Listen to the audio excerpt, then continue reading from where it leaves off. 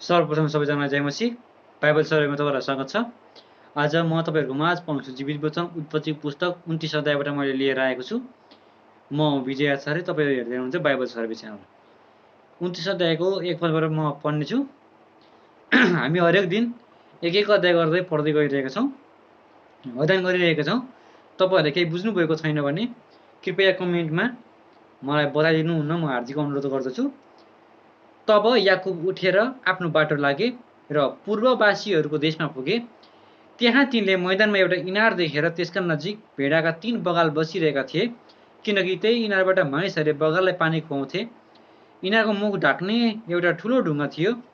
जब सबै बगालहरू त्यहाँ जम्मा हुन्थे तब गोठालाहरूले इनारको मुखबाट ढुङ्गा गुडाएर भेडाहरूलाई पानी खान दिन्थे। त्यसपछि तिनीहरूले इनारको मुखमा फेरि त्यो ढुङ्गा राखिदिन्थे। याकुबले तिनीहरूलाई भने, हे मेरा भाइ हो, तिमीहरू कहाँका हौ? तिनीहरूले भने, हामी हारानमा बस्ने हौँ। तिनले भने, तिमीहरू नाहरका नाति लाबानलाई चिन्छौ? तिनीहरूले भने, तिनलाई हामी चिन्छौँ। याकुबले तिनीहरूलाई सोधे, के उहाँ सन्चै हुनुहुन्छ? तिनीहरूले भने, उहाँ सन्चै हुनुहुन्छ। हेर्नुहोस्, उहाँकी छोरी राहेल भेडाहरू लिएर आउँदैछिन्। तिनले भने, हेर, साँझ परेको छैन, भेडापाखालाई जम्मा गर्ने बेला भएको छैन, भेडाहरूलाई पानी खुवाएर फेरि चराउन लैजाऊ। तिनीहरूले भने, सबै बगालहरू जम्मा नभई अनि इनारको मुखबाट ढुङ्गा नगुडाइकन हामी त्यसो गर्न सक्दैनौँ। त्यसपछि मात्र हामी भेडाहरूलाई पानी खुवाउँछौँ।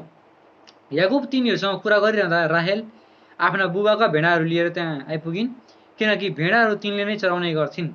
जब याकुबले आफ्ना मामा लाबानकी छोरी राहेल आफ्ना मामाका भेडाहरू देखे, तब नजिक गएर आएर तिनले इनारको मुखको ढुङ्गा गुडाइदिए र आफ्ना मामा लाबानका भेडाहरूलाई पानी खुवाइदिए।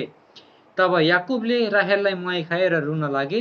याकुबले राहेललाई, म तिम्रा बुबाको नातेदार रिबेकाको छोरा हुँ भनी बताइदिए। तब राहेल कुदेर गइन् र आफ्ना बुबालाई यो कुरा बताइदिनु भनेर हामीहरू यहाँ हेर्न सक्छौँ। आफ्ना भानिज याकुब आएको समाचार पाउने बित्तिकै लाबान तिनलाई भेट्नलाई कुदेर आए र तिनलाई अँगालो हालेर मुहाई खाए अनि तिनलाई आफ्नो घरमा ल्याए। अनि याकुबले लाबानलाई सबै कुरा बताइदिए। लाबानले तिनलाई भने, वास्तवमा तिमी मेरा हाड र मासु हौ। याकुब उनीसँग 1 महिना बसेपछि लाबानले तिनीहरूलाई भने, मेरा नातेदार हुँदैमा तिमीले सित्तैमा मेरो सेवा गर्ने? ज्याला कति हुनुपर्छ मलाई भन। लाबानका 2 छोरीहरू थिए, जेठीको नाउँ लिया र कान्छीको नाउँ राहेल थियो। लियाका आँखा धमिला थिए, तर राहेल चाहिँ सुडोल र सुन्दरी थिइन्। याकुबले राहेललाई प्रेम गरे। तिनलाई भने, तपाईँकी कान्छी छोरी राहेलको निम्ति म 7 वर्षसम्म म तपाईँको सेवा गर्नेछु। लाबानले भने, त्यसलाई अरू कोहीसँग विवाह गरिदिनुभन्दा त तिमीलाई नै दिनु नै असल हो।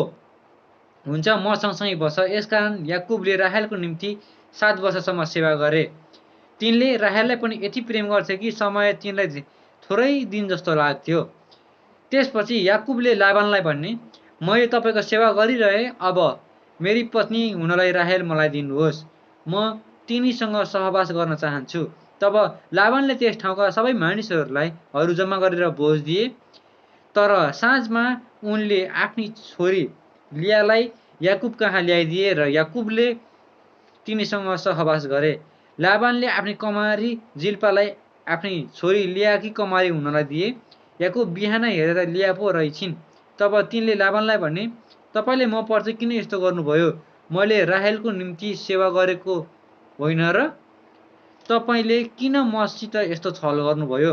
लाबानले भने, हाम्रो देशमा जेठीको भन्दा कान्छीको विवाह अघिबाट गरिदिनु हुँदैन। लियासँग 1 साता पुरा गर र अर्को 7 वर्ष मेरो सेवा गरेको सट्टामा म तिमीलाई कान्छी पनि दिइहाल्छु। याकुबले त्यसै गरेर लियासँग 1 साता पुरा गरे। तब लाबानले आफ्नी छोरी राहेललाई पनि याकुबकी पत्नीको रूपमा दिए। लाबानले आफ्नी कमारी बिलालाई आफ्नो छोरी राहेलकी कमारी हुनलाई दिए। याकुबले राहेलसँग पनि सहवास गरे।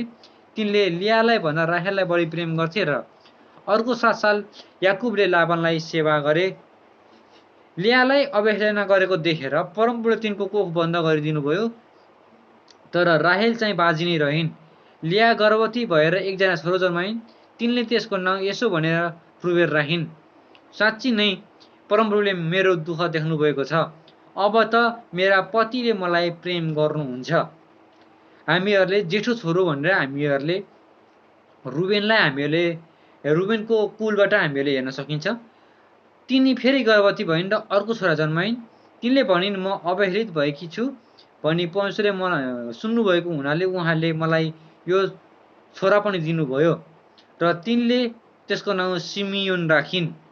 तिनी फेरि गर्भवती भइन् र एकजना छोरो जन्माएर भनिन् यसपालि त मेरा पति म प्रति आकर्षित हुनुहुनेछ किनभने मैले उहाँको निम्ति 3 जना छोराहरू पाइसके।